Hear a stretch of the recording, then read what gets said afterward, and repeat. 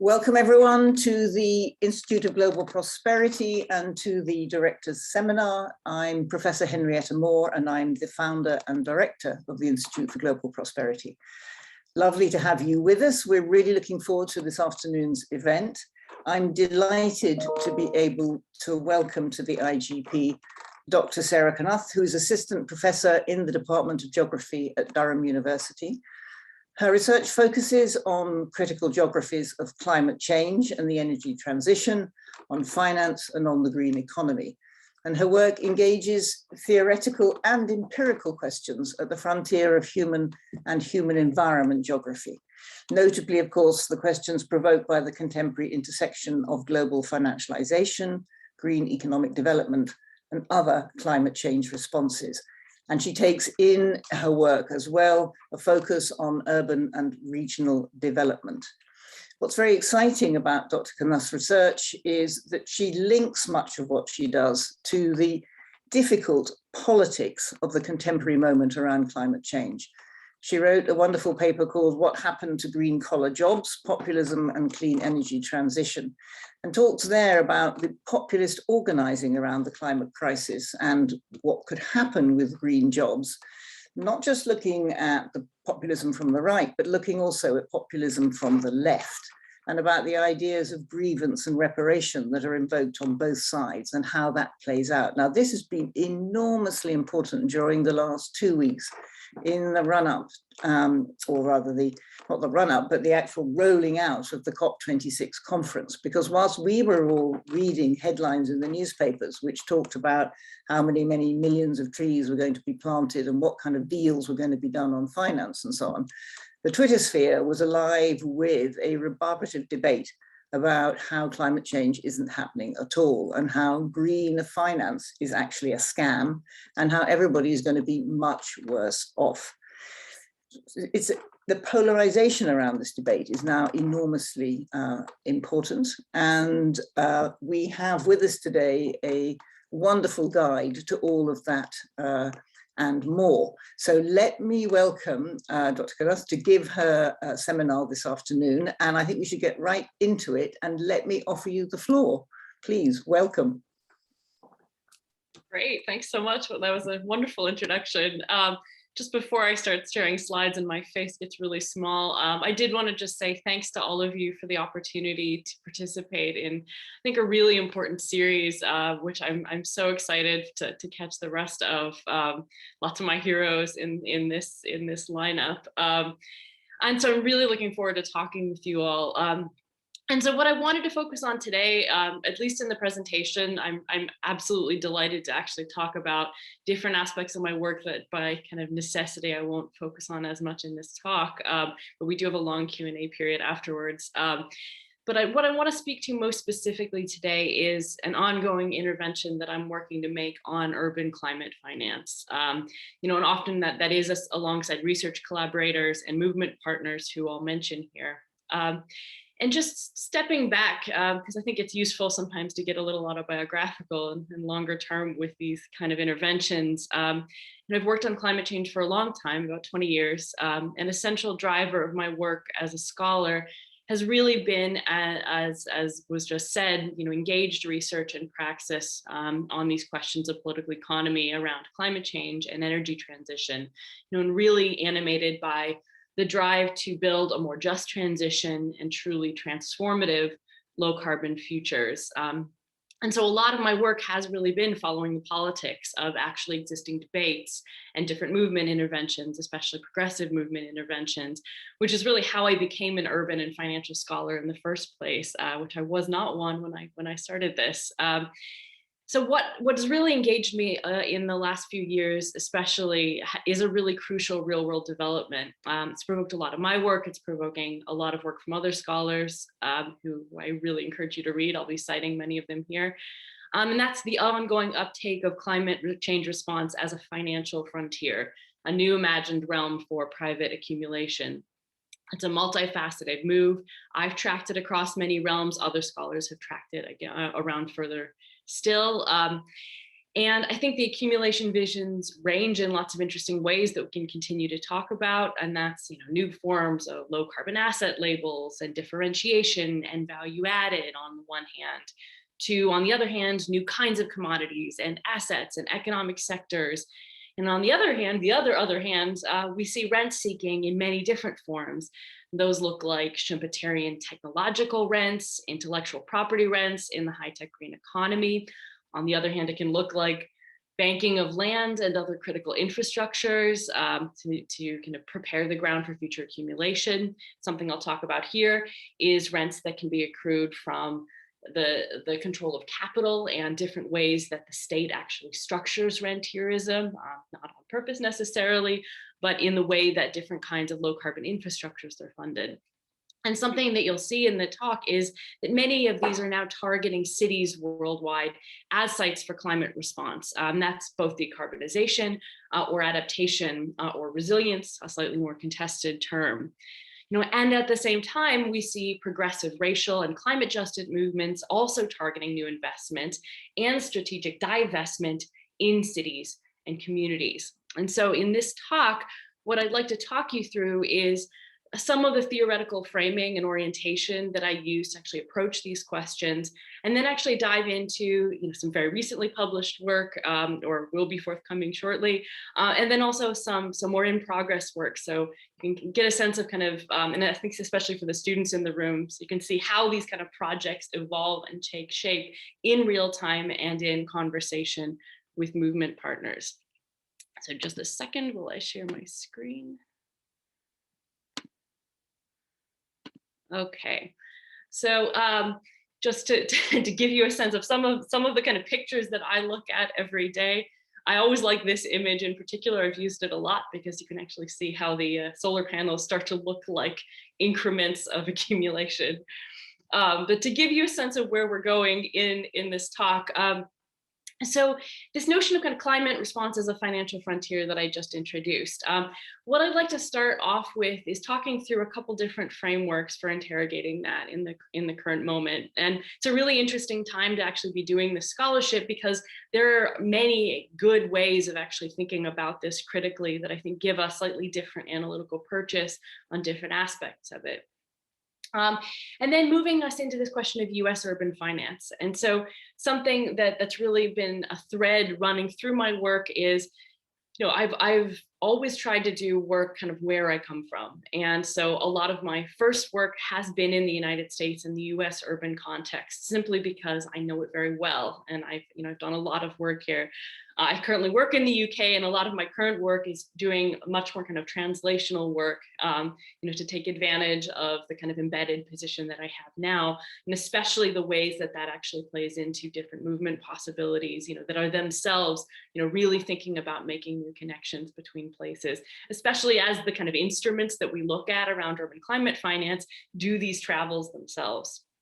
And something I'm really interested in the US case is it's a really important model in a lot of ways for a lot of what we're seeing in terms of World Bank reformatting of different cities around climate change investment and making different kinds of urban contexts more hospitable, so it is said, for climate investment. And a lot of times we see the United States and US cities actually getting used as this best practice model, this idea that we can transplant different kinds of financial instruments and fiscal instruments from the US to these other places in order to roll out capital, close the financing gap, allow capital to flow into new climate infrastructures. And what I'd really like to do in this talk is push back on that, especially as someone who's done a lot of work in the United States. So much of what I see in the US urban structures and urban financing structures is a cautionary tale instead.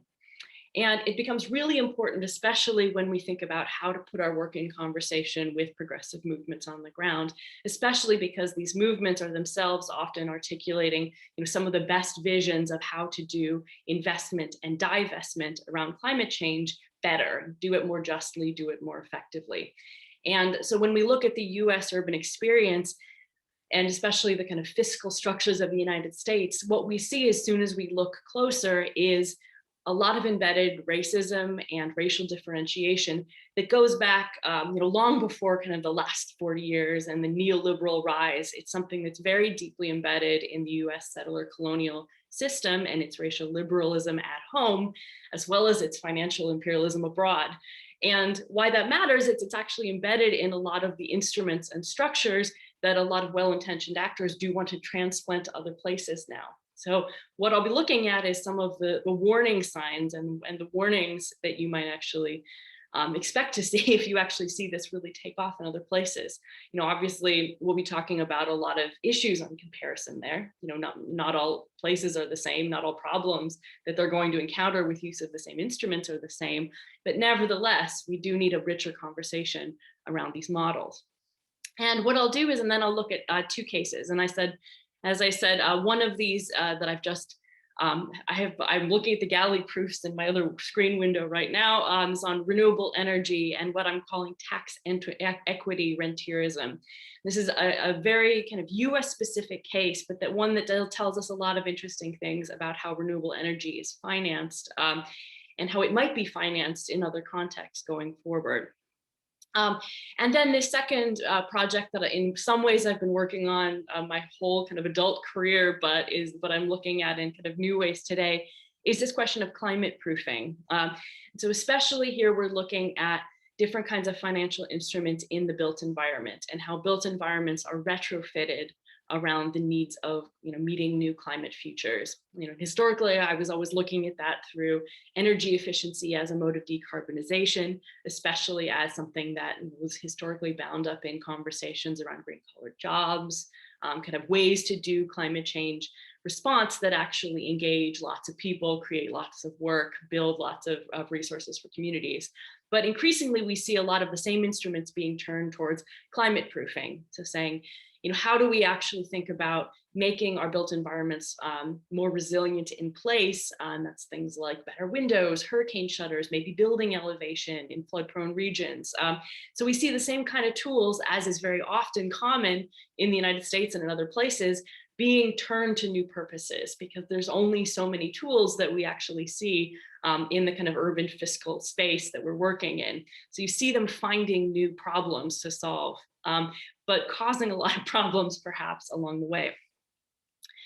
So I think some due diligence here. One thing I really wanted to make sure to plug while I was here is some of the conversations that I've been having around these questions have been really enriched in the last few months, especially and year, by my participation in the Urban Climate Finance Network. And the core organizers, as you'll see below, you'll see me citing some of them, and I would encourage you to please do check out all of their work because it's terrific. But I should note this is also an open network and very welcoming of early career scholars. So if you find these questions and some of the perspectives that I'm bringing in engaging, or you have lots to say that's interestingly different, please do join, and we'd love to kind of continue the conversation in that way. So I didn't put up the website, which was terrible of me, but it's urbanclifi.com, so it's really easy to find. Okay, and so kind of bringing in this kind of climate finance network research, one thing that I think has been really interesting in this particular project, which I should say is funded by the Urban Studies Foundation, has been that a lot of the scholars involved are really committed to decentering kind of existing models of urban climate finance. And I'll talk about what I think that means, because I think it means different things for different folks slightly as we go. But it's really centering around a central question, among critical scholars of these phenomena is, how do we question this? How do we critically interrogate this? And I think some of the really important initial work we've seen on this has been around notions, for example, of green structural adjustment. And that's Patrick Bigger and Sophie Weber's term that they coined to describe some of these reformatting efforts that we see, especially from entities like the World Bank right now. But certainly there's been about 10 years of conversations around this from different kinds of multilateral institutions around how to make different cities, especially cities of the majority world of the global South, more amenable to municipal bond markets. Some of the things that we see all the time in the United States, these kind of big municipal bond markets, lots of ways for cities to borrow, for cities to become visible to private financial investors. that is not particularly common in most of the world. This is a relatively exceptional thing that has been sold as a new climate solution. And a lot of these initial critiques, and as you'll see, Daniela Gabor, who is in this series as well, and lots of other folks have talked about this around broader transformations in the development finance apparatus, including of the World Bank itself. So different initiatives like financial inclusion, but also critiques of the World Bank, acting as a financial actor in its own right. The kind of increasing focus on encouraging governments to de-risk investments for private finance to allow them to gain more profits, basically, from investing in traditionally riskier places. So that's one line of really important critique. I think another one has been advanced by scholars like Nora Robin and Vanessa Castan-Brodo around the kind of post-colonial urban turn, and how do we think about climate finance differently? So if we think about kind of ordinary finance, ordinary provisioning practices, the kind of the stuff of climate change response in practical terms in a lot of the world, what might we think about differently? How might our kind of models of what provisioning practices are relevant to climate change response change if we actually kind of opened up our vision in terms of what kind of networks might be included, what kinds of climate change responses, even if they're not deliberately framed as such, may be the most kind of effective and frontline responses in many places. So that's another one. Something that John Silver has advanced in forthcoming work is specifically thinking about a more anti-colonial understanding of things like climate debt. And his work is very much in conversation with conversations on North-South ecological debt and climate reparations, broader abolition ecologies, some of the kind of climate justice conversations that we've seen emerging with COP, but building for a long time around movements like Black Lives Matter and the kind of the combination of the kind of racial justice and climate justice missions that I'll be talking about as we go. And I think what we're really starting to see, and this is starting to look more towards the work that I'm doing particularly, and something that I think a lot of folks are doing who work in places like the United States and the UK, is thinking about more relational critiques of racial finance capitalism. So thinking a little bit bigger here. And an important move here, and especially again for scholars who are looking at UK cities or US cities, is breaking down distinctions between these embedded traditions of financial imperialism abroad, so more of the kinds of things that John Silver and Patrick Bigger and Sophie Weber are looking at, and racial liberalism and settler colonialism at home. And so this is something that folks like Malini Ranganathan have done really important work to start to unpack in a kind of fiscal financial sense, and some of the other scholars that I'm citing here as well, like Sage Ponder. So something, and moving a little bit more towards what I'll be talking about for the rest of the time here, certainly this is something that I really think about a lot, but it's also something that's been a real priority for me, is thinking again about decolonizing these best practice models. So again, looking at the US case specifically, as we'll see here, to actually destabilize some of these mainstream discourses of virtuous one-way transfers of knowledge from northern cities to southern cities, and situating and critiquing some of these models in much more detail. So, in a sense, forecasting some of the things that we might expect if they're disseminated much more broadly. Okay, so digging in a little bit more here, what does it mean to actually talk about US urban finance? And this is something we could have a whole seminar series on itself. It's quite complicated, but that's actually part of the point here. So something that's actually been really interesting, if you look at the kind of ways that climate finance gets talked about, is there's usually a menu. There's usually a menu of different kinds of tools that different kinds of cities might actually adapt for their unique and kind of localized climate infrastructural needs. So that's things like value capture finance, that's things like revenue bonds, TIF bonds, special districts. There's a real proliferation of different kinds of instruments and actually different kinds of urban forms that actually might use those instruments.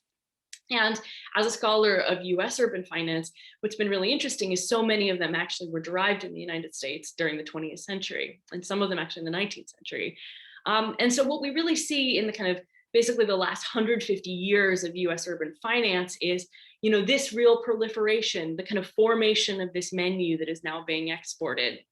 So the kind of classic municipal bond, if you're a city that wants to take out debt, to actually build some infrastructure and pay it back over time is a general obligation bond. It's a pretty straightforward thing. It's usually based on property taxes, and that's how it's repaid. But what we've really seen in the later 20th century especially is this proliferation of different kinds of bond structures, and especially this notion of the revenue bond, and a lot of things based on it, like conduit bonds, which are even more complicated. And the basic premise here is that these new types of debt can pay for themselves. So they're tied to things like an infrastructure project, like a road perhaps, that is a toll road. So the tolls go towards servicing the debt. They're not derived from property taxes, they're derived from the infrastructure itself. So it's starting to be a much more privatized model of how infrastructure is financed. So if you can come up with ways that that infrastructure can pay, different value streams that you can actually derive from it, you can start to finance things without actually having to go to the taxpayers and say, can we have some more money to build this thing? And so this was actually quite useful to a lot of US cities, but also really problematic in ways I'll talk about in a second. But what it also meant for US cities is that you also saw this proliferation of forms. So it's not just kind of a mayor's office and councils in the US. You have, elected urban administration, sure, but you also have all of these other tiers of finance. You have public authorities, you have port authorities, you have redevelopment authorities, you have all these special districts, which are often highly, highly localized, and they just are around, they're formed to build a sewer system for a suburb, and then they go away again. School districts, transit agencies, all of these different entities that are actually empowered to take out debt. They're visible to big financial investors. And in a context like the United States, that's pretty rich, a lot of financial investors have been willing to give money to all these entities.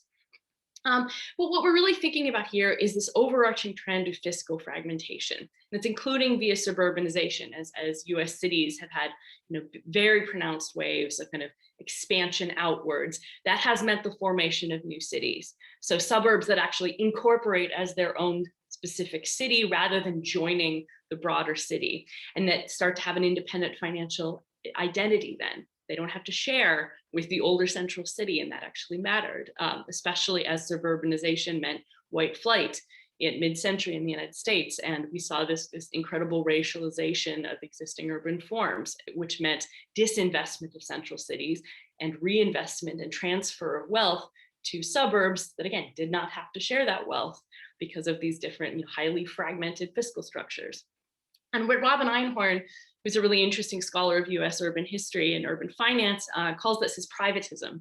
And she traces this back as a really long fiscal philosophy in the United States, and really something that's embedded in US racial liberalism and settler colonialism in these very, very deep ways. And while it requires this, this deep structural amnesia about all of the different ways that the government has redistributed wealth in the United States, in very profound ways, from initial property appropriations to, this ongoing history of subsidizing some kinds of property ownership over others. This philosophy is characterized by overt hostility to collective action and overt government wealth redistribution. So that's including really important things that we saw come in with the original New Deal, like a move towards greater geographic centralization and redistribution of wealth between places and regions. So not just social redistribution of wealth like the welfare state will do, but also geographical redistribution of wealth across places. That still happens in the United States, but it's always a thing that's been under tension. And one thing that it has really done at the urban scale has worsened racial inequality. And so that's via this unequal urban finance, the ability of rich places to recirculate wealth and deprive other places of wealth. But it's actually also caused lots of other problems around austerity. It's been a movement that's been deeply embedded with things like tax revolts and kind of populist moves to limit city spending powers. And indirectly, as I'll talk about in a second, it's something that's actually really deepened financialization in the US system. And via things like circumvention to basically to get around austerity policies has required a lot of financial creativity in the United States and willing financial industry partners. And so this notion here, and Alberto Sprague does a great job of building up this model, and really, again, over 150 years in the US, because it's this very complexifying, gradually structure, is she's looking at these kind of different booms and busts in US urban history to say, okay, here was a speculative boom in urbanization. They overspent, there was a financial crisis, there was a real estate crisis. And we get a wave of austerity after that. And so things are quiet for a while, and then we get another urban boom. But how do the cities actually pay for this? Well, they have to take out new debt. They're not allowed to take out new debt because of the austerity stuff that came in after the last crisis. So they create new forms of debt that are not called debt yet. They create new forms of financial instruments that are not yet regulated. They don't come into under austerity rules yet. And so what you get again is this proliferation and complexification of the system and the creation of a lot of new financial instruments. Again, the same financial instruments often that are being exported now by the US around the rest of the world. But lots of problems around things like shadow debt. Even if a thing isn't called a debt, if you have a lot of tolls and fees imposed on urban populations, that's still something that is burdening households, and it's usually disproportionately burdening impoverished households because they're usually pretty regressive taxation and regressive instruments.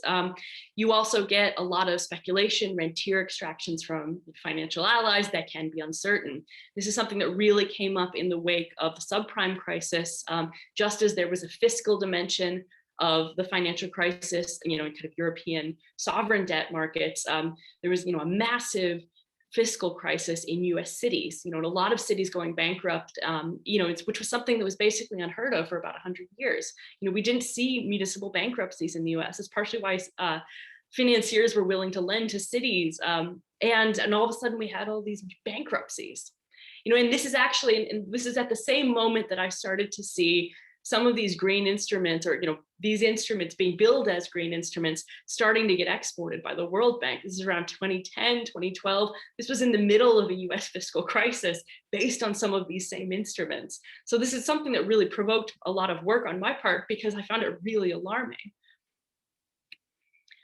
And so just to pivot for a minute, I think one of the reasons to actually have this conversation right now, and I've started to kind of hint at, I think there's certainly much more that could be said about the kind of racialization of this and the different ways that it's entrenched already, very, very powerfully unequal kind of racial dimensions in the United States.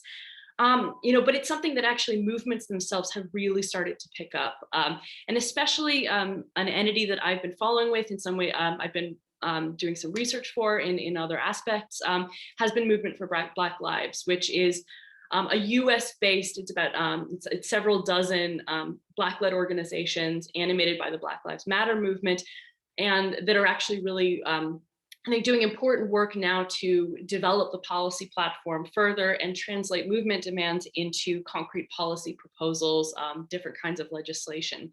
And one of their central planks has always been around investment and divestment. And the most common ways that we typically see that are around defunding the police, abolition of the prison industrial complex in the United States. And in a lot of ways, those, I think scholars have started to do really important work in actually articulating those as climate relevant programs in terms of things like disaster mitigation. And I'm always happy to talk more if folks want more references on that.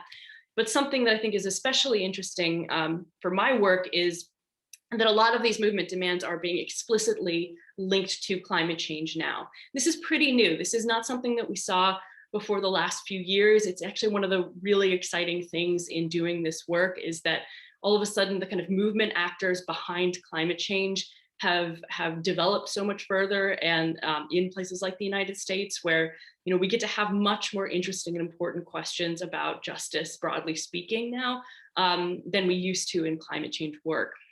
And so we see movement demands that explicitly call out divestment from fossil fuels and investment in specific kinds of renewable energy solutions. And this latter call is something that's really been animating some of the projects that I'll touch on in the last bit of this talk. And that's specifically talking about the kind of nature of renewable energy investment that some of these movements are envisioning, which is very much in line with broader conversations, I think, on energy justice. And that's really kind of outlining the benefits of community-based energy, different kinds of self-determination over the energy system. And why that's important is it's actually something that is not I think is not a given in the way the renewable energy system is developing today. It's a very exciting time to be working on renewable energy as well in lots of ways, just because it's growing so fast, it's getting so much cheaper. A lot of good stuff is happening in renewable energy. What's not happening so much though is investment at the scales needed to support communities. What we're typically seeing is very large renewable energy projects, increasing monopolization of renewable energy by transnational corporations, a lot of European utilities and the kind of deregulated arms of them at work abroad in places like Mexico, even in the United States. And we see, the kind of financial end of that increasingly being dominated by big players. So these are not necessarily the players who are interested in building, kind of local or community investment, or even think of that as something that's part of their mission in terms of a renewable energy future.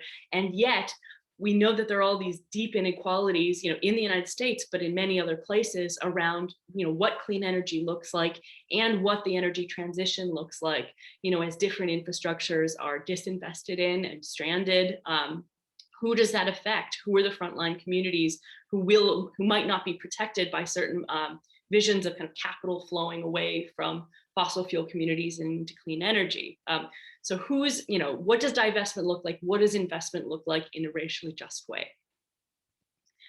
And what's been especially important, and this is something that I'm doing some research to support, is the Red, Black, and Green New Deal, which is a movement for Black lives alongside other partners, really articulating this climate vision around things like self-determination and just investment.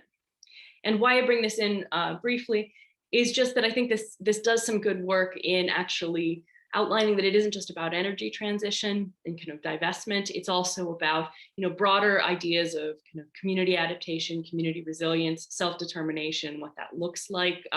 Really thorny questions in the United States as elsewhere, especially for particularly exposed frontline communities, that will need a lot of investment one way or the other in terms of, basically being able to stay where they are, if they can stay where they are. And so a lot of thorny questions around managed retreat, what resilience in place looks like, that we do actually have much more robust movements to help us answer now.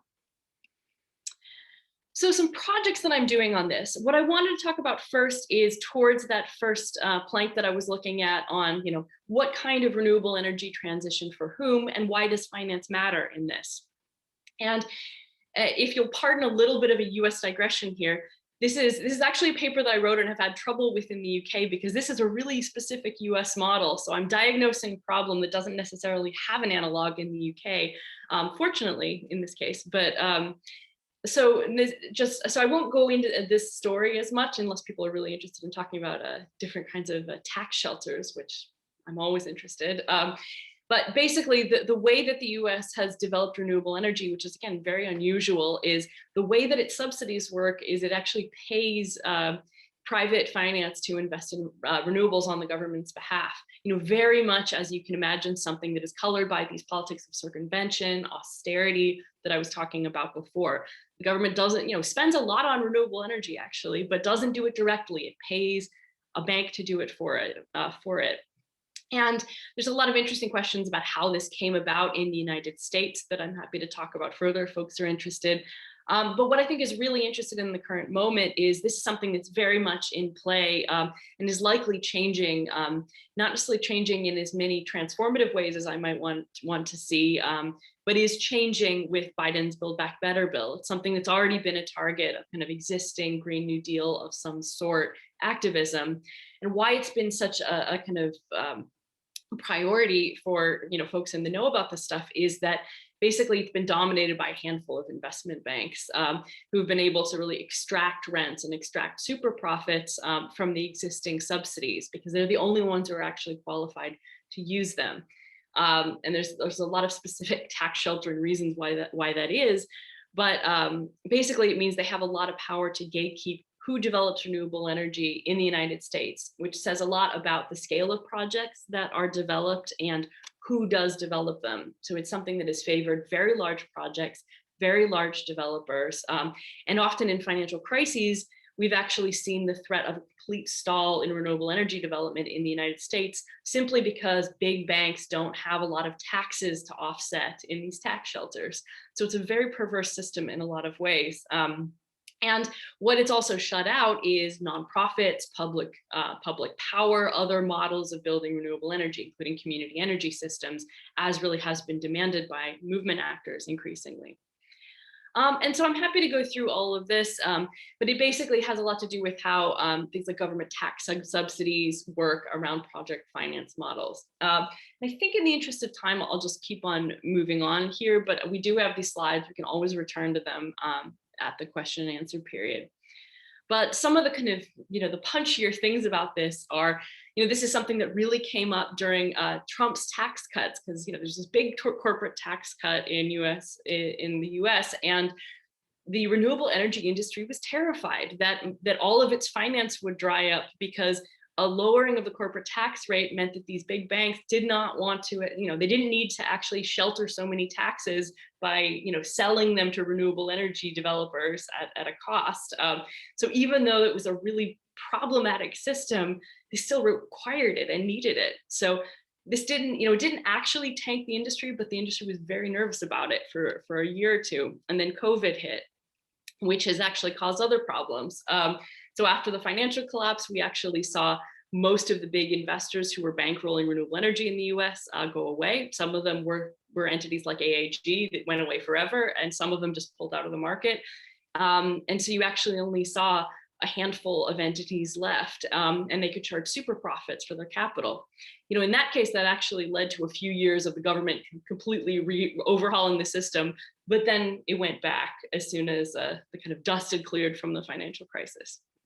So a lot of concerns here in, basically the way that the government is subsidizing some actors over others in renewable energy. In this case, this is fortunately not something that actually has been sold as a model per se for other places. I think it's been too difficult and too obviously problematic for other places to want to do this so much. But this other, and this is actually, I'll plug this because this is a report I'm working on with movement partners on this, with the Climate and Community Project around public power. So again, this is work that is very much, there's a reason I'm doing the work, and part of the reason I'm researching this is to propose alternatives. But something that has been sold as a model quite a lot is this notion of, is this model for property assessed clean energy. And this is really interesting to me because it's a model for building level climate proofing. So this is something that's really sold to residential property owners, it's sold to commercial property owners, basically folks who have skin in the game, either to improve the value of their property by making it a low carbon property, or to make sure that it stays compliant and non-obsolescent as other property becomes greener and cleaner, but also around climate proofing, as I said at the beginning, around things like hurricane shutters and improved windows and doors and roofs. So other things to kind of keep property valuable in a climate change world. And so again, there's a lot in the financial models I have up here in case we want to get into them in Q&A, but I'll mostly just kind of focus on the kind of punchline for now. Basically, what you're seeing is lenders providing capital, often via governments, for folks to retrofit their homes, and they're paid back over time via the savings that they're getting from things like energy efficiency retrofits. How that actually works for things like hurricane shutters, which are mostly about preventing devaluation of homes in the case of uninsurability around new kind of hurricane threats or wind threats, for example, is not so well worked out.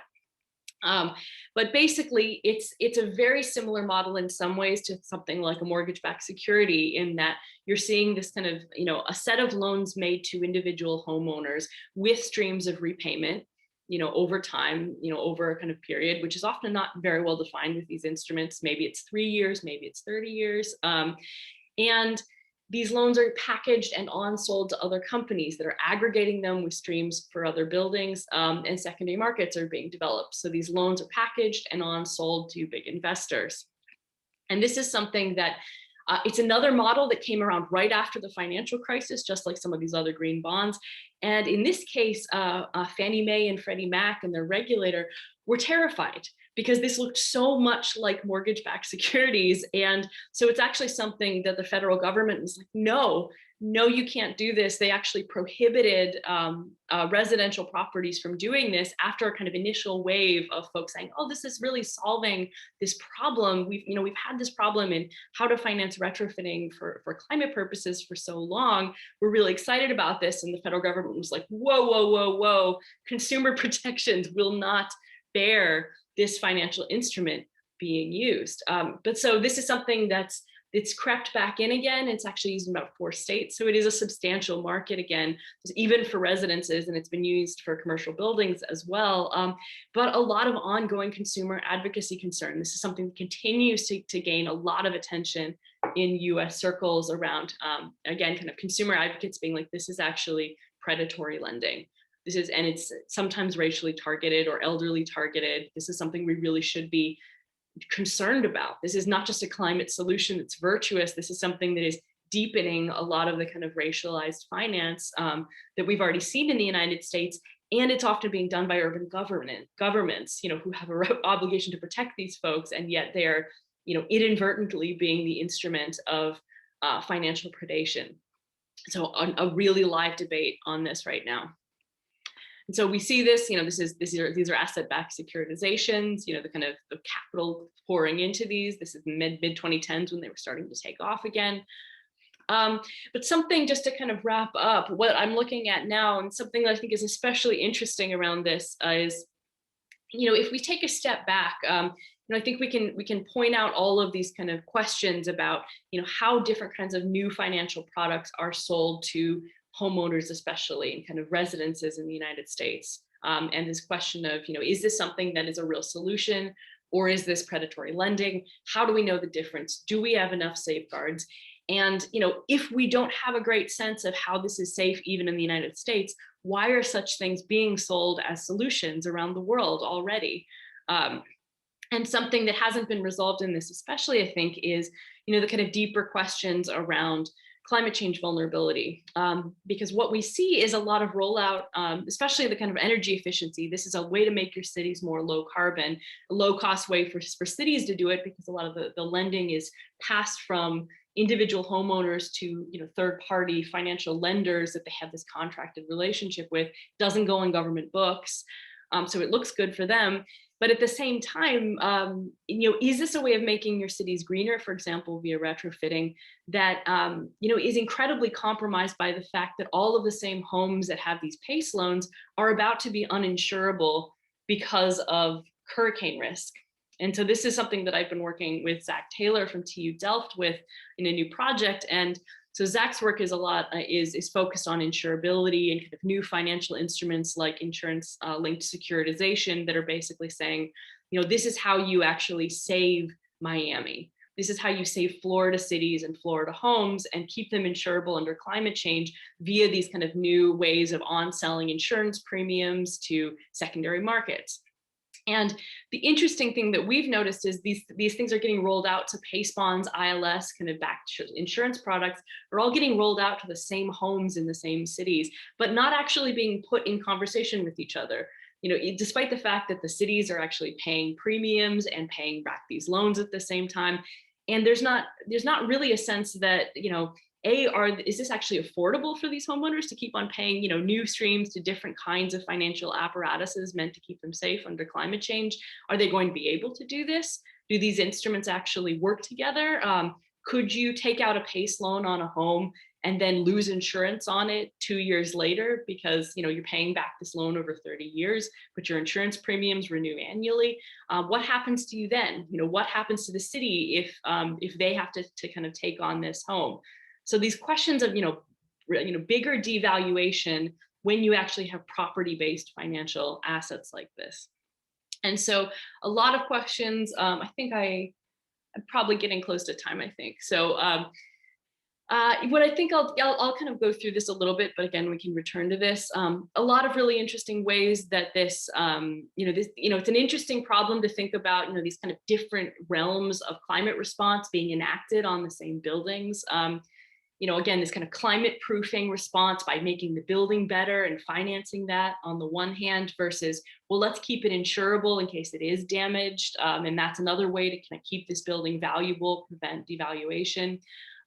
Interesting to think about how they work together, but also, of course, these kind of broader legacies that they inherit, these, tensions from the subprime crisis that, that it really endure in US property markets, broader worsening pressures also on insurance, and a lot of kind of existing tensions on cities, especially ones really highly exposed to climate risk. Florida is a place that we're looking at this project for a reason, but it's certainly not the only one.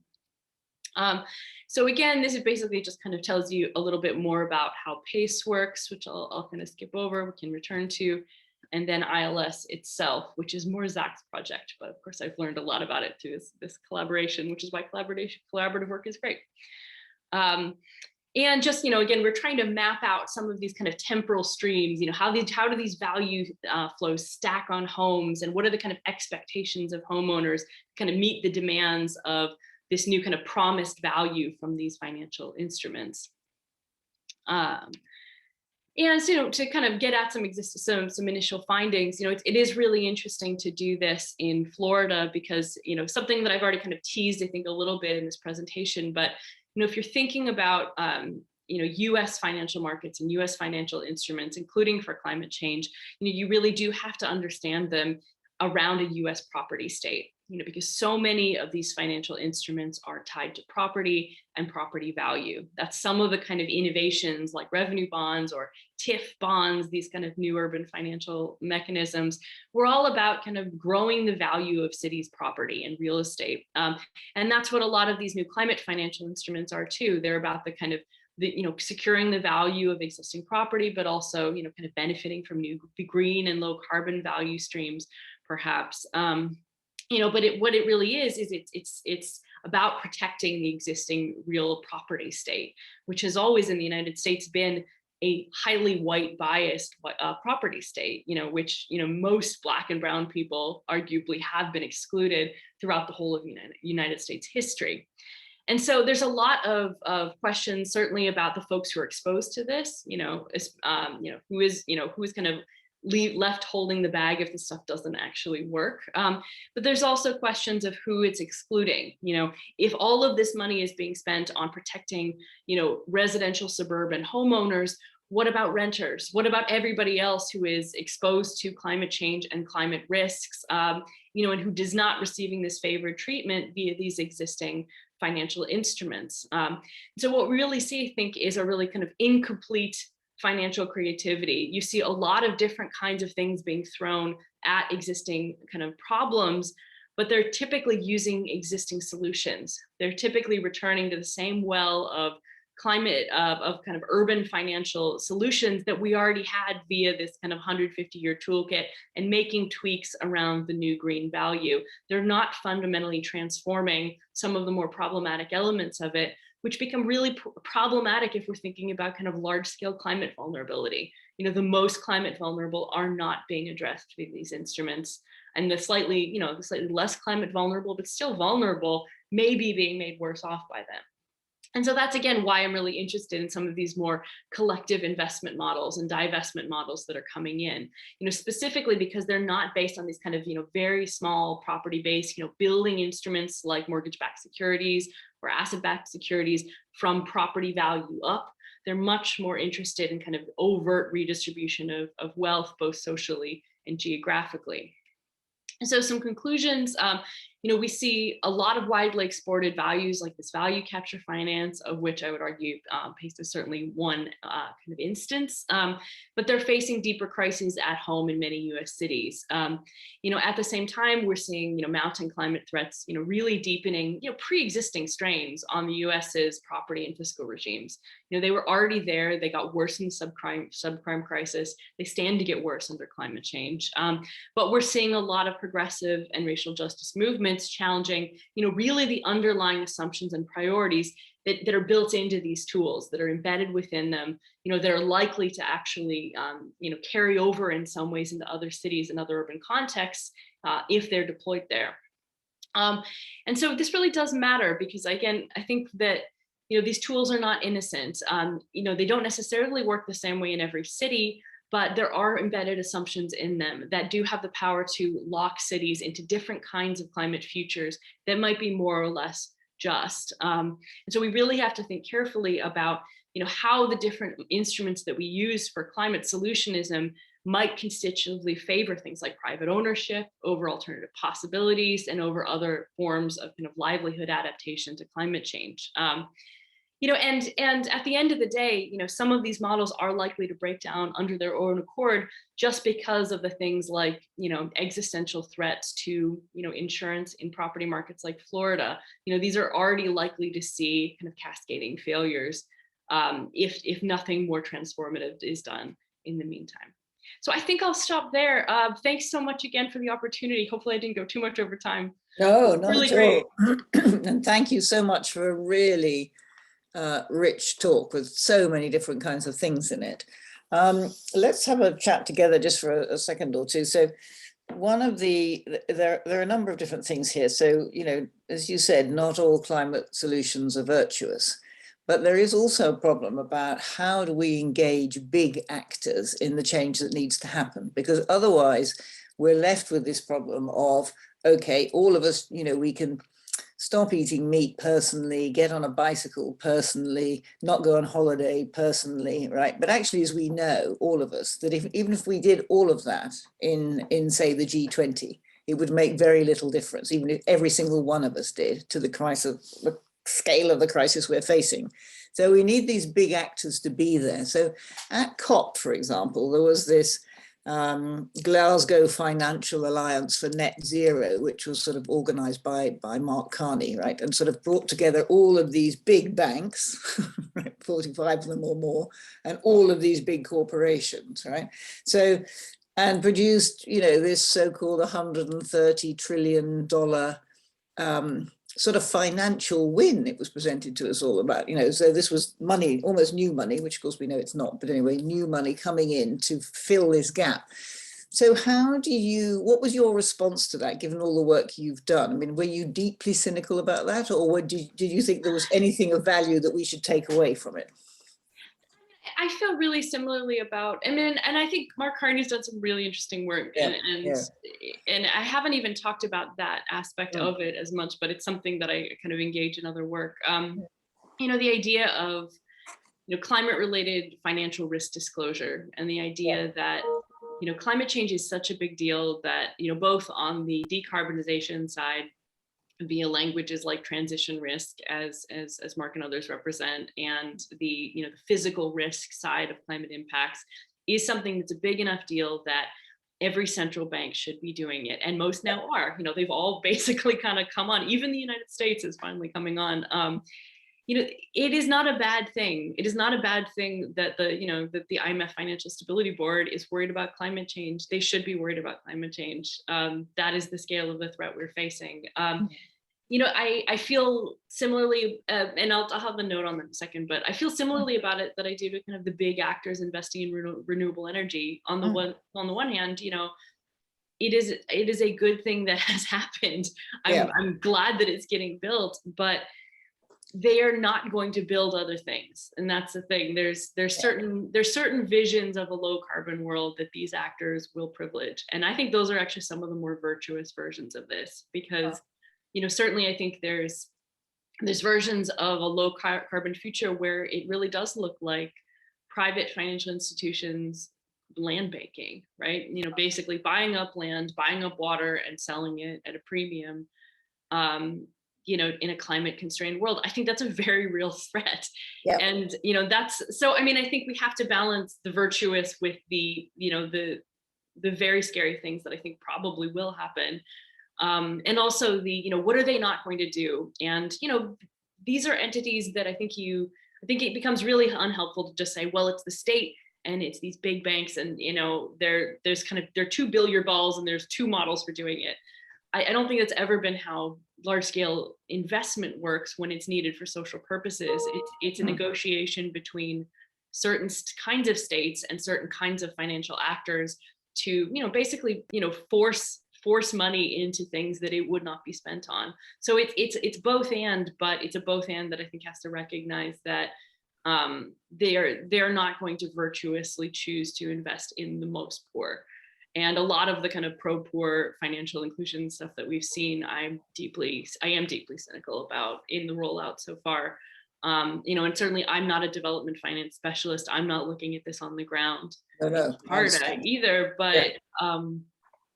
I mean, you know, from others' research, it doesn't look great. And certainly the experience of the subprime crisis and watching the kind of green efflorescence grow out of that has left me deeply skeptical of some financial solutionism, you know, I think a helpful way. But, you know, remembering too, there's a lot more folks banging that drum than there are those of us being like, but that's right. You know, so, and I don't think they're going to stop because we raise critiques either.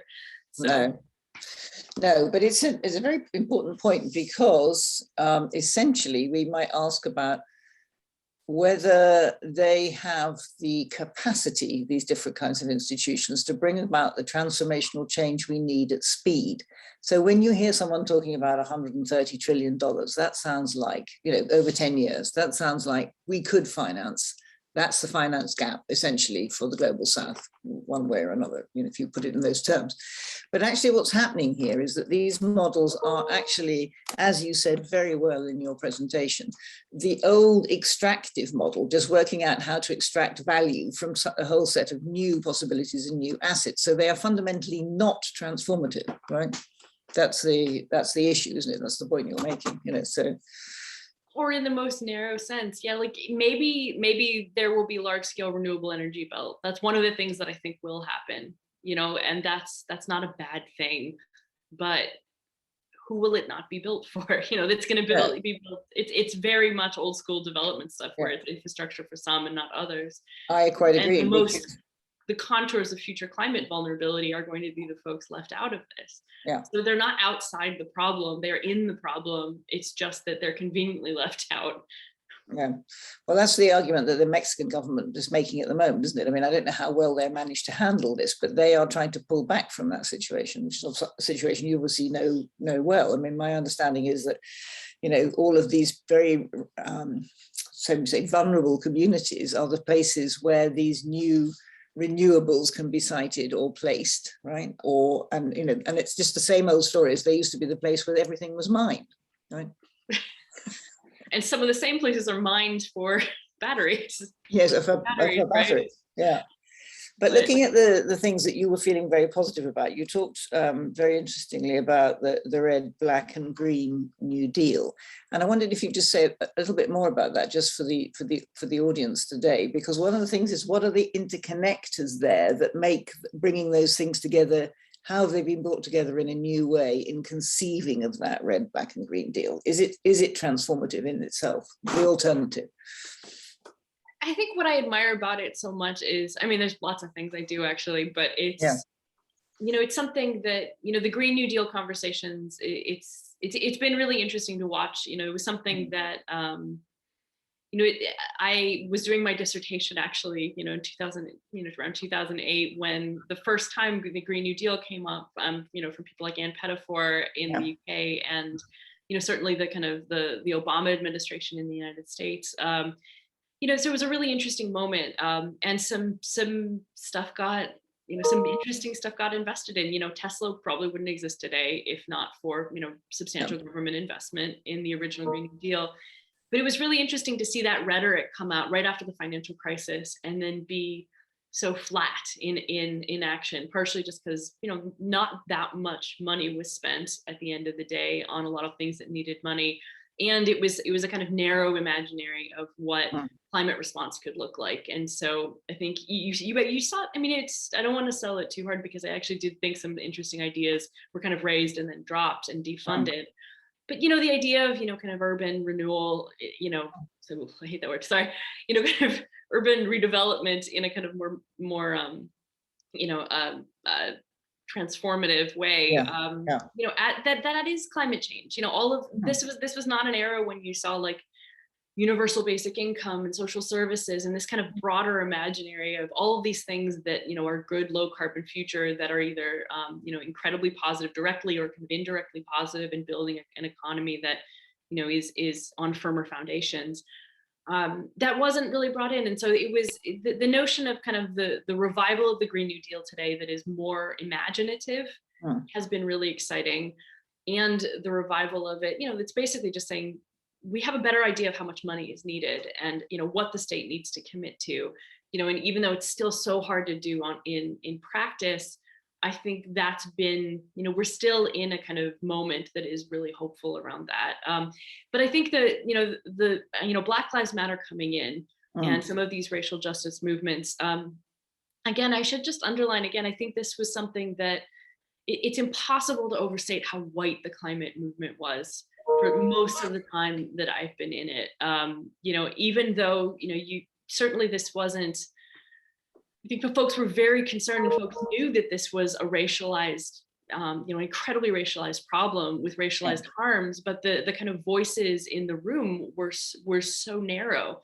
And so I think what we've seen in the last few years, which has been tremendous, is this is an object of organization now, and it's something that is a central pillar and platform alongside other necessary social transformations. And so I think it's necessary on the one hand, but it's also, I think, already produced, I think there's just a lot more ideas in the room that are interesting around, the kind of nature of what, for example, the United States spends money on, and the kind of, what everyday vulnerability looks like in a way that has nothing to do with climate change, right? Like everyday precarity where, climate change is almost irrelevant in a way because, the kind of, it's really about, how are you going to survive as a family for the next, year? And so, basically kind of that is something that I think still more people in the climate movement need to hear. And maybe I think it's something that's been better articulated in, I think in some Southern contexts, but certainly you still see so many people in the climate movement kind of imagining climate response as some of the things you were talking about. It's like, I'll switch my shopping bags. And exactly. Yeah, but it's like, it's not the kind of stuff, how galvanizing the movement is, I think has a lot to do with the much more kind of diverse and firm grounding it has in movements. Yeah, no, I think that, the whole argument around, what's been broadly called just transitions, I think, and also, about systemic injustice and so on, and the way that, the extractive economies we have are based on previous sets of systemic injustice, racial and other forms, so pulling all of that together can be a difficult terrain for people to negotiate. Both intellectually, if we're talking about the conversation we're having tonight in the particular space we're having it, but also, of course, emotionally, it's very, very difficult because there is no, this is here, any intervention we make now is an intervention in a very complex, non-linear dynamic system. And there we have to deal with the things that we've done in the past, which have shaped it in a particular way, and shaping it going forward is tricky. But let's open up to the floor because there are questions piling up and people getting excited about talking to you. So the first question is from Kerry Doyle asking, what are your thoughts on some alternative financial instruments for community climate projects that address challenges that you've outlined? Yes, I'm reading this too. Yeah. So I think that on the first thing that I would note is, again, I think there's been a tendency sometimes of localism. That's kind of it's something I think we have to kind of keep having a conversation about in terms of, kind of scaling, the notion, and I myself was talking about kind of community scale projects. And I think that there's been interesting conversations around things like self-determination. And you see this a lot in kind of reparations discussions and in some of the movement platforms that I was citing. Something I think it's really important to be cautious about is how we think about what does self-determination, including community self-determination, mean for the scaling of financial instruments that we actually build. Because something that I've actually been, I've had a love-hate relationship with, for example, in the last decade, with it has been participatory budgeting. So some of these alternative fiscal models that have come up with right to the city, right, which is actually a very, has a lot of very similar kind of language about kind of liberties and a rights-based framework for those who've been historically excluded from the kind of state finances, kind of mainstream state finance. And it's something that, so that's first it's a caution to say that, I think there's some problems with pitching ourselves too low in terms of how we think about constructing financial instruments. So if it's highly localist, you risk a lot of the same problems that I was talking about here in terms of, rich places are recirculating wealth and poorer places are recirculating poverty. And not getting the same kinds of, they're not getting they're not getting the resources for self-determination. So I think in terms of community climate projects, where I get really interested in, of course, is things like, the national level redistribution, of course. I do think that there is a place, again, for communities that can finance it, right? This is, and countries that can finance it. There's a reason I talk about the US and have not tried to make a lot of recommendations for least developed countries, because that is a different problem. The United States has a wealthy federal state that is not spending the money it could be spending on these communities. It is not the case in a lot of cities. But speaking more to the context that I can speak to more, I think that I get really excited about things like, regional investment banks and kind of regional banks, kind of public option banks. And this is something that I think you're seeing in places, there's models of this in different states. Of course, it's the United States, so it's very kind of state by state. But I think New York is trying this. There's been different kind of New England models for this, that are basically about, that are specifically about kind of utility scale finance for things like community solar. So that's one thing. And I think this is something that could be really brought into lots of different financing models, basically with some of that infrastructure. It's actually not a very difficult financing cell at this point.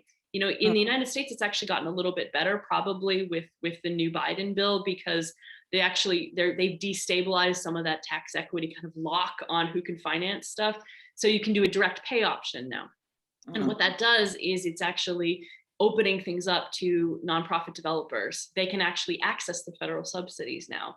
Do I wish that it were directly, the federal government directly giving the subsidy rather than like doing tax breaks?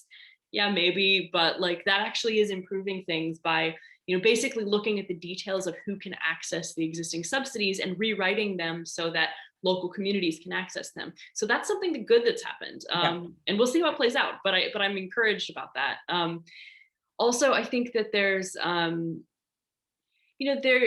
there's a lot of, things to be said about who's owning this. So a lot of times when you're talking about community climate projects, it's not just finance, it's also ownership. And so some of the things that can be done with, even conventional kind of, more simple urban models, there is a case, especially for things like, again, renewable energy. Renewable energy is cheap and renewable energy will pay for itself. And, renewable energy is a revenue generator. That is not true of things like, water infrastructure necessarily, or maybe it shouldn't be true of water infrastructure, but it is. So some kinds of climate facing investments are actually a fine investment.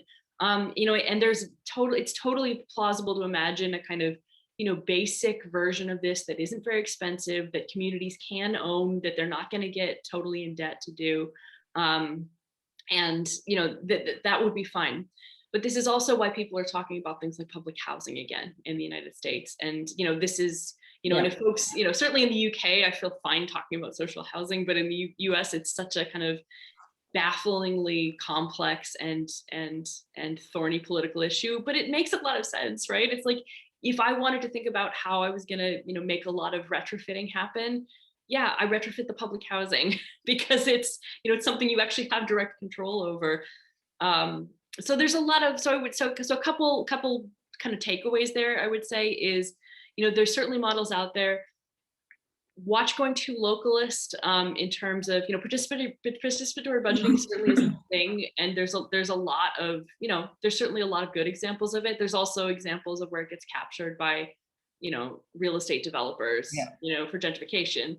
But so thinking about scale in a critical way and thinking about ownership in a critical way, but also that, it may be necessary for, to think like, this is actually something that was coming up with like Deutsche Bank. I remember at the very early days of this, they had a portfolio of investments in climate things. And so some of the stuff you can imagine they were anticipating making a lot of money off of, and some of it was going to be less profitable.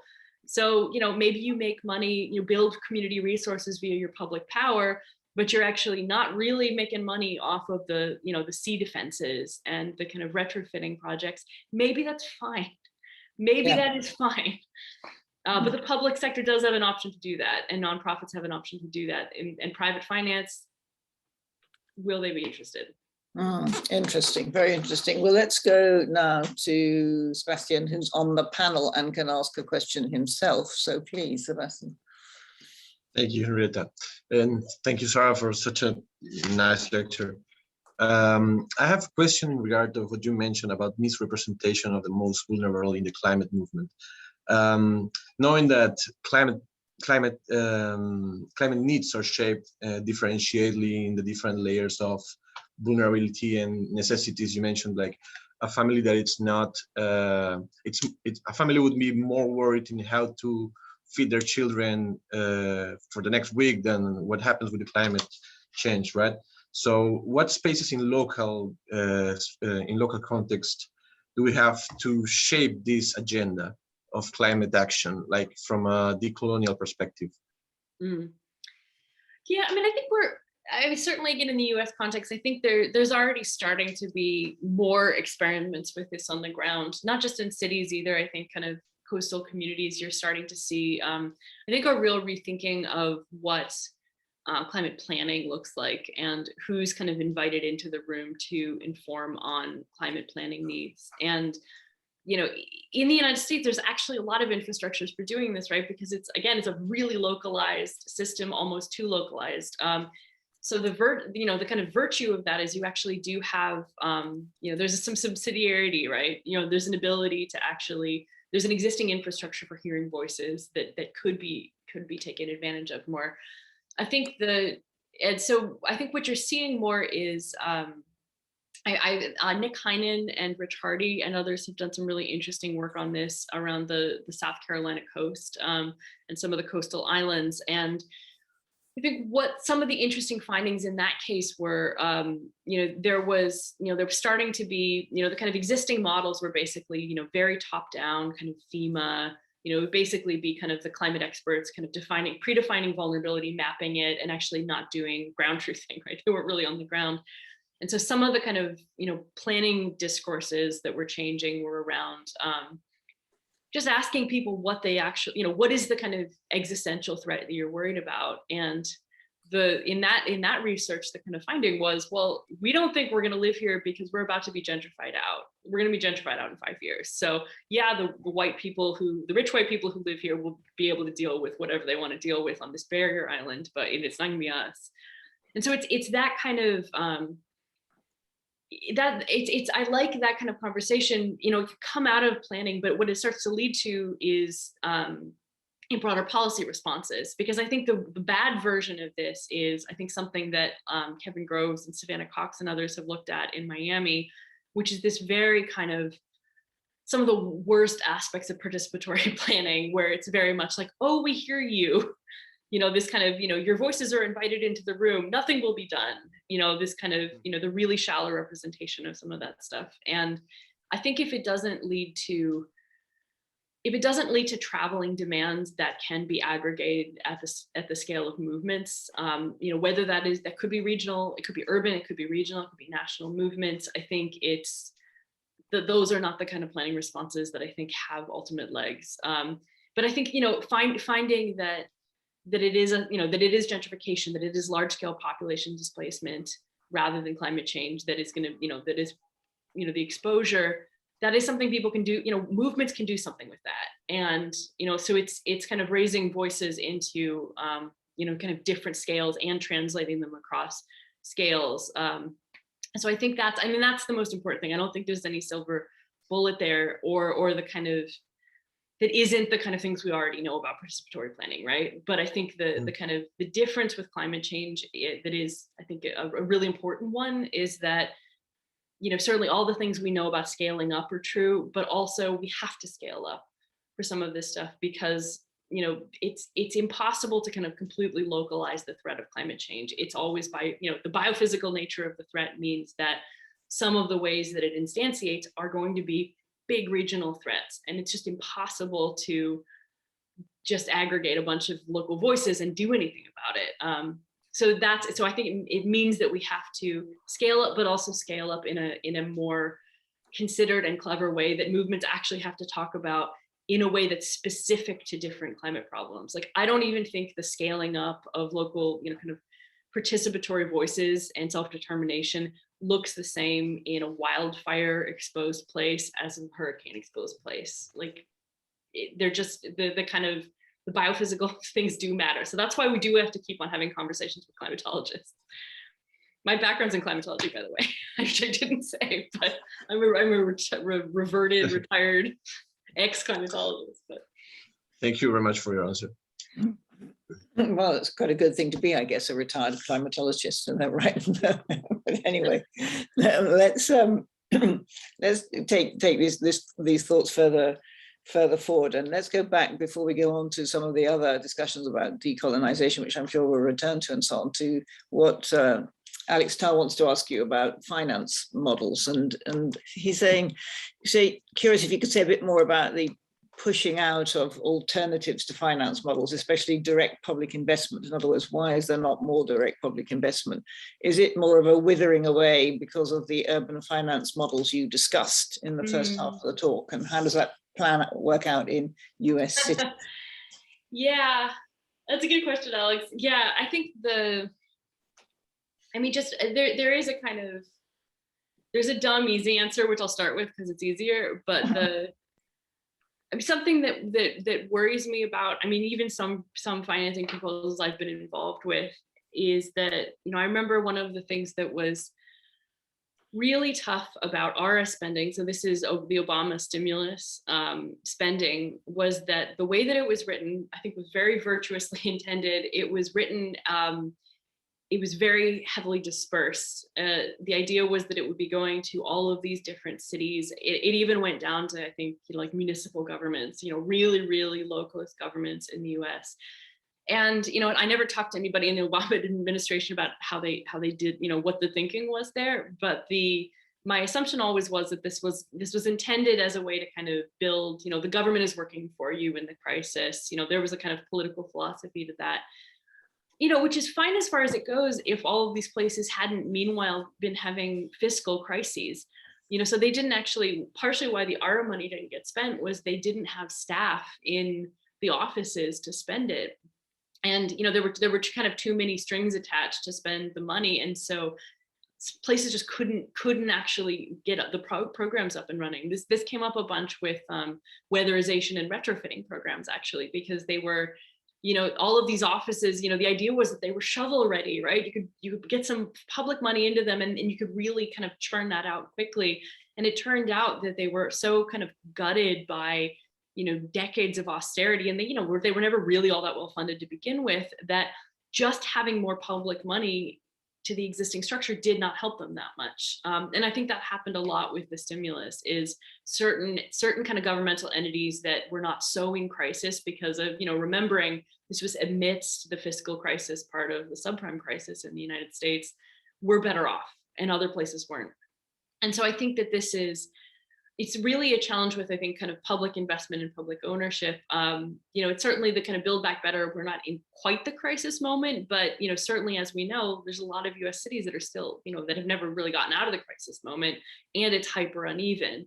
And so I think there's, it does become really challenging. I think it's why there has to be a kind of focus on not necessarily, not assuming the kind of existing structures can just take the cash, that it is about kind of rebuilding perhaps, but also building new institutions that actually do have, full capacity to execute the plans. So it's why I'm like more actually a little, I'm slightly more enthusiastic about a kind of regional investment bank that is actually kind of created from the ground up to kind of resource these different visions than I am about kind of giving that money to a municipality and saying like, hey, here's the money, do what you will. So yeah, I mean, I think that's my first take on that. But I think you're right. I mean, it's the kind of progressive withering away of, sometimes it's where we see the costs of austerity is moments when like it could be fixed a little bit, but it can't be because of what had come before. Okay, well, I'm sure we'll come back to that. A lot of the work we do in the IGP is relevant to that in terms of the work we do on universal basic services. Mm-hmm. But let's go to Chris Harker now, because he's in the IGP collaboration room and he can ask his question in person. Chris. Thank you, Henrietta. Thanks, Sarah, ever so much. It was a wonderful talk. As Henrietta said, like so much to discuss. I will limit myself, of course. I actually wanted to come back to this idea that you touched on a bit earlier, and was also in that wonderful BA COP26 briefing you co-authored, which I want to recommend to colleagues too, about forms of adaptation and mitigation that simply won't make profit. Like, so in other words, investments that are sort of social investments or public investments, not for-profit investments. And I mean, in a sense, we've talked about that with Alex's questions too. So I guess what I'm interested in is how is that idea, and particularly in terms of your kind of activist or collaborative work, is that idea catching on at all, and in a sense this relates to what Henrietta's sort of suggesting around universal basic services, like is there any uptake? And particularly we had a staff meeting yesterday, and our colleague Jackie McGlade, who unfortunately can't join us this evening, was she's been doing a lot of work on circular bioeconomies and was at the COP26 meeting. And again, one of the things that I'm looking forward to talking with Jackie more about is the kind of reliance on private finance that is just interested, understandably, in profit making. So like how widespread is this idea, and are there ways in which we can kind of talk it up, or not just us, but what are the avenues where these kind of ideas about public good and public spending for kind of social good are being taken up that we can kind of amplify? Yeah, I mean, I think it's crucial. I think there's a couple different things that are gaining traction. I mean, I certainly think the kind of universal basic income, the kind of broader welfare states funding redefined as climate, kind of climate facing funding. I mean, that which can apply. That, I mean, that can be public housing too. I mean, I think that is a win. I mean, that's basically a kind of imaginative win that reframes, things like, again, the Build Back Better thing. Certainly that a lot of that, certainly it was assailed in Build Back Better, but it's not all gone. So we've already moved the goalpost, I think. We've moved the bar, I guess, is a better metaphor. Once you get people to imagine climate change in a new way around some of, the kind of basic livelihoods, I don't think you can kind of stuff that back. I think that's a different way that people think about climate change now than they did 5 years ago. That's great. And that means that opens up so many, I think, kind of opportunities for us to talk about kind of existing public spending and its value. This is something I think, I'm trying to remember if I've seen it come up with the NHS, but somebody must be talking about it, right? Is the kind of, what are the kind of valuable public services that are low carbon jobs that we love? It's the NHS, right? It's the NHS, it's the public school teachers, the state school teachers, it's that kind of job. And I think that's, something that like I get really excited about in the US, because the school, the kind of K through 12 teachers unions have been so activist in the last 5 years or so, that they're starting to make these connections and saying, this is another reason we're a public resource. And that has nothing to do with a kind of high profit green finance world. It's about the state supporting the things that are good and getting rid of the things that are bad. So I mean, in the broadest sense, I think there's tons there. That's more than I'm directly even seeing, but I think a lot of people are having the same good idea at once. But I think there's some really interesting things happening. What I would say, just kind of setting it aside, because I think it's the hardest, this is something that is really tough around, I think toughest, to be honest, around the kind of really large scale adaptation infrastructures, because I don't think anybody thinks that saving Florida or saving California is going to be profitable. Yeah, like it's going to be profitable for some Goldman Sachs type will beat the market folks who are withdrawing their capital from those markets, or kind of working the like climate gentrification neighborhood frontier, kind of like speculatively selling properties like right on the margin of things that are unlivable. But then, they're going to transplant their capital somewhere else. Like, so they're just going to be out of it. They're going to be the people who kind of arbitrage that. Nobody else is going to make money from that. I can't see it. And so this is where, there's a kind of, yes, it's not going to be profitable because it will obviously be the state. It will obviously be the state, whether that's managed retreat or that's big seawalls or that's development finance apparatuses. It's just, you already see the kind of creaks and groans on, existing state structures too, like, the National Flood Insurance Program in the US, some of these kind of public-private state models are really in trouble. And so maybe it does look like managed retreat to manage those costs, but those are different problems. Nobody is talking about the kind of profitability of it. It's basically, how do we not lose so much public money in this response? So I think it's already in that space, at least in rich spaces that have public monies to do that. Where I think the kind of margin is, where you're kind of riding the profitability edge. Like, again, I think some renewable energy, I'm not that bothered by some people making money off of building a lot of renewable energy if they're regulated. Fine. It's there's other deeper concerns about that, but it's not the first thing I'm worried about. But where I think it's interesting is things like so like that public power campaign that I was working on within New York State, which is, it's really interesting briefing, by the way, and I would plug that too. Thanks for plugging that other one.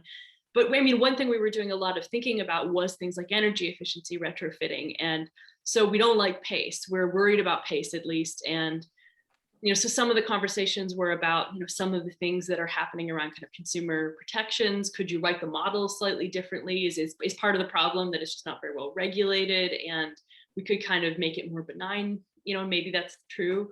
I think in some ways at least. But also, I think what was coming up in there is, if you have like a public power entity, that could be an investor-owned utility even, but I think certainly publicly owned utilities. That they're always, that you're subsidizing some kinds of, some customers via other customers' revenue streams, right? And so, you're not you're doing energy efficiency retrofits for some populations that you're serving, but you're not expecting to make profit on them. You're not giving them loans, you're giving them grants to do that work. It's already a kind of in the model and things like weatherization.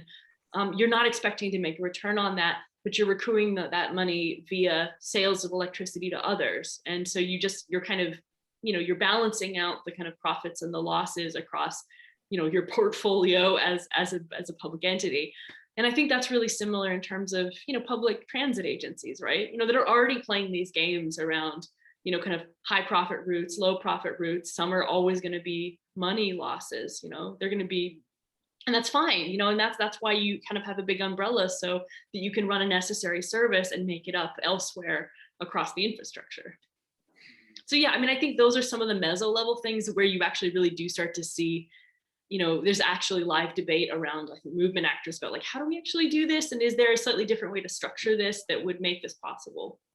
Yeah, thanks. And just a quick follow-up. Do you, obviously, because I don't know the US context, do hurricanes in Florida and wildfires in California, is it like those kind of events, are they provoking these conversations, or is it kind of more everyday stuff?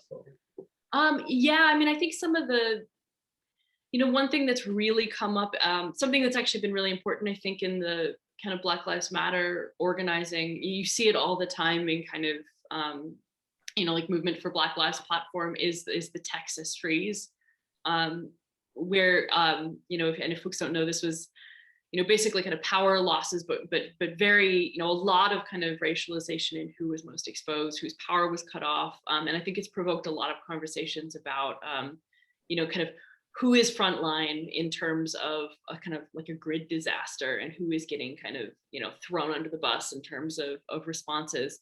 So that's, it is, I think some of it's being propelled through these big events. Ida has made a difference, Ida and the memory of Katrina. So these kind of, Katrina is still incredibly important in the US organizing context as this kind of horrific example of what could happen.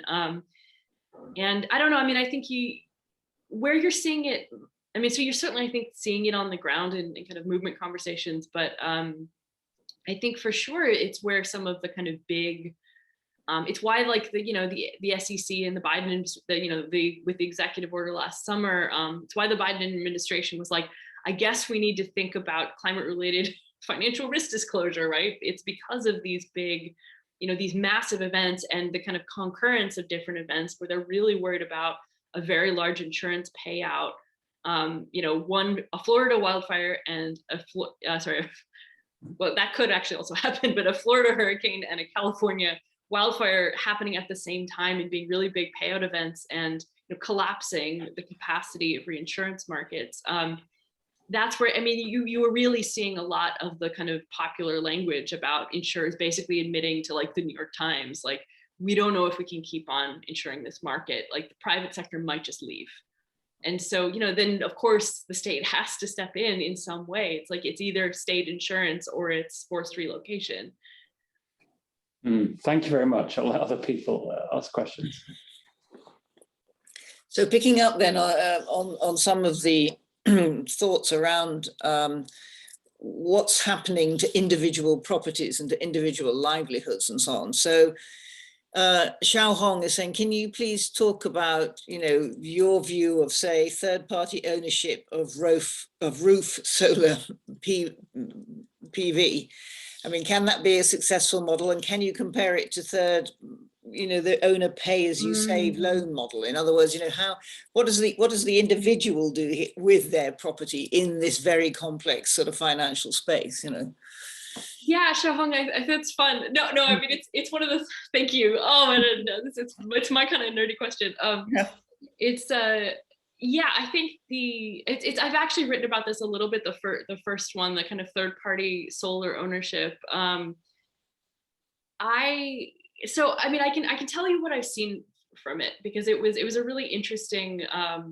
It was an interesting problem. So it's actually how I got into some of the tax equity rentierism, that I've been looking at, or, that I talked about a little bit for kind of large scale, kind of utility scale renewable energy projects. That first came to my attention via some of these lend-lease programs, because it turned out that, what is now Tesla Solar, but it was always kind of, some of these solar companies, some of the market leaders were actually, they did very well, but what they were doing was they were actually mostly making money, I think, off of US government tax subsidies, which they could basically appropriate the subsidies that were supposed to go to individual households, and they were able to aggregate that as a company. So they did very well while they had that, that kind of federal tax subsidy that was basically kind of feeding their coffers. They have not done so well since. So even though there's some, we're looking at some asset-backed securitizations as well, it's been a real challenge to the business model. It's why they kind of got subsumed within Tesla, and have been a real question since. So I think it's not necessarily, I think there's a lot we could say with the model, and there's probably a lot of like, if you kick the tires of the model, there's nothing that's kind of inherently problematic about it necessarily, but we do look, looking at the existing experience, it suggests that they were not making the profits that they thought they would, or they were not making, and maybe they just had kind of Silicon Valley profit appetites, and, they were just, as soon as the kind of big payout from the federal subsidies went away, they weren't interested. So maybe, but it's also, also a question of kind of, all of the other things I guess we think about with kind of consumer finance, right? So when is a leased car a good idea? When is a leased solar panel a good idea? What are you getting when you lease versus buying one? And So Mark here is actually doing some really interesting work on this. I would say it's a little bit of a stretch, but I would say you should take the journey. So he's doing work on mobile homes actually in the United States, and increasingly on the kind of climate facing concerns with mobile homes. Why I bring it in is it has a lot to do with the way different property is handled in the US. So if you have mobile property, so you're talking about a car, you're actually talking about a mobile home. So even though it's a home, it's treated like a car. Or a solar panel, you're usually talking about depreciating assets, right? You're not talking about things that are adding durable value by owning them. You're talking about a thing that you own, you're getting the use value out of it, right? But you are not building any wealth by owning that thing. And so the thing with a solar panel, you're not owning that.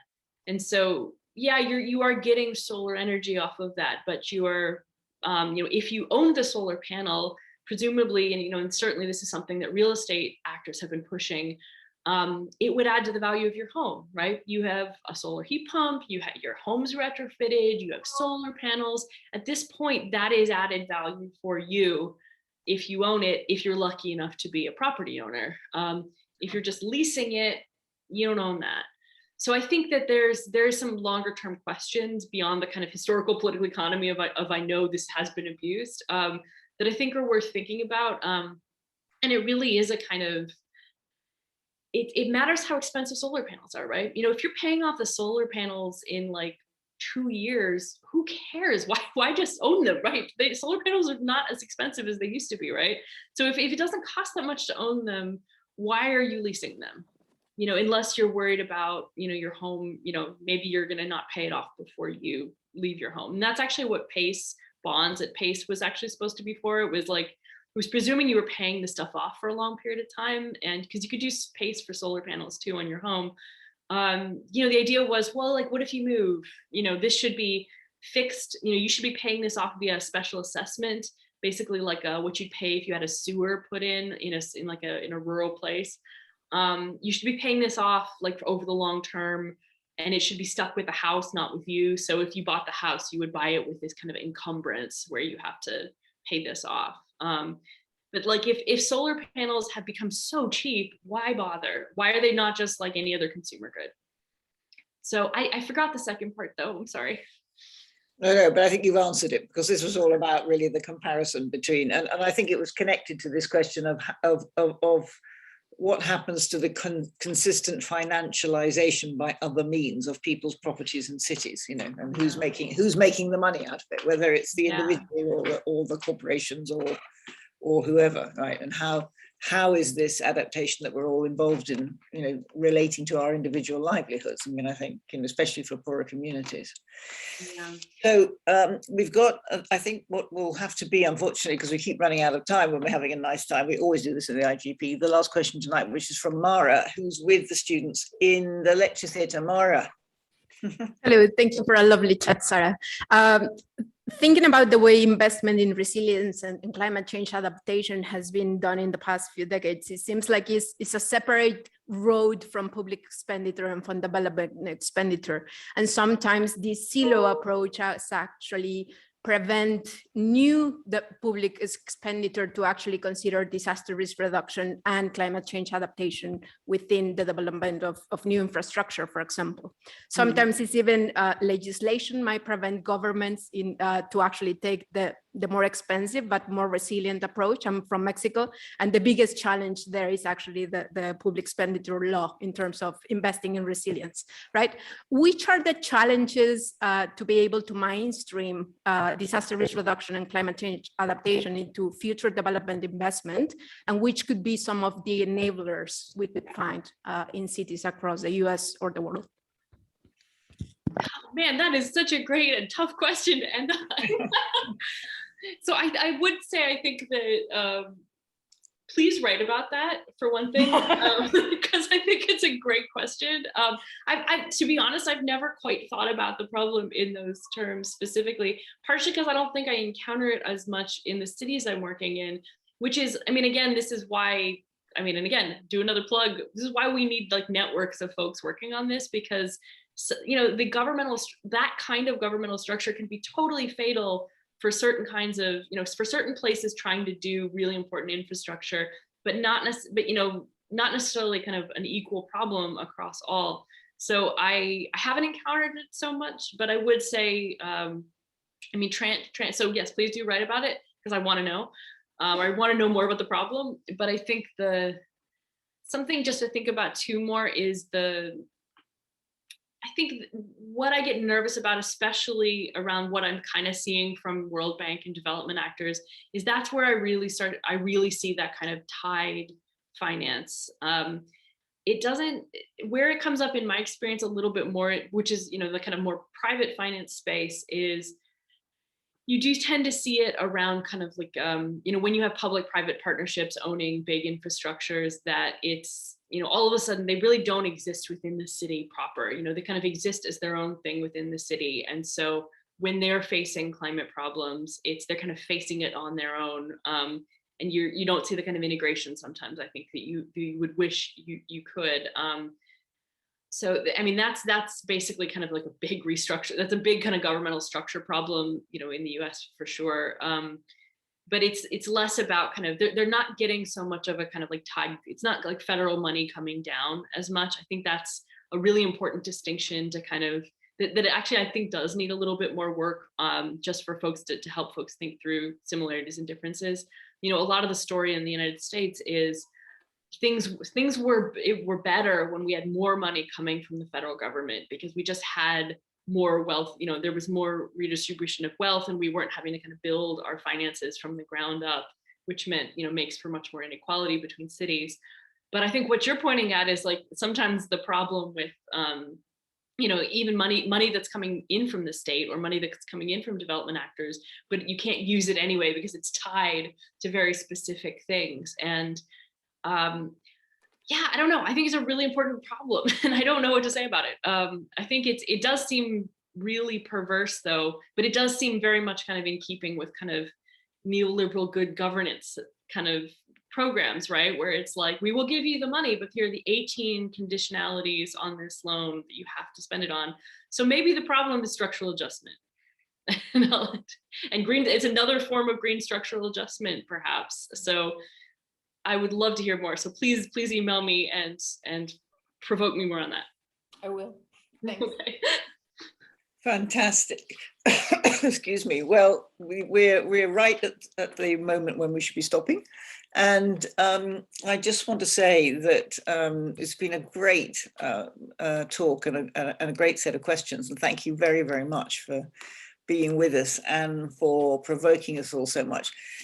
I do hope that you'll stay in touch with us. I mean, this work is really important, and it dovetails in very interesting ways with a lot of work we're doing in the IGP, which I think would be great. We would love to be part of your expanded network of conversations. That would be lovely. And you know, Chris, of course, is taking forward all this work under the Financing Prosperity Knowledge Network, which is something that we run, which deals with these issues about how do you finance prosperity. And I think there really are big issues, and I think they are almost as deep in people's ideological divisions, this question of, you know, is it private companies? Is it the state? Who is responsible for these kinds of things? I mean, I think that's a very, certainly in Europe, and when I say that, I include the UK in Europe, you know, those are very deeply fought ideological positions, and I think animate many others. But you touched on those things so wonderfully well today, and thank you very, very much. So now we on the panel, because we can actually see you. Can you put your cameras on, panel, please? So we can actually give you a round of applause. It doesn't have to be entirely virtual. So thank you so much. And thank you to everyone for being here. And let's see each other again soon. Thanks a lot. All right. Thanks Bye. so much. Thank you. It was really fun. Thank you. Bye.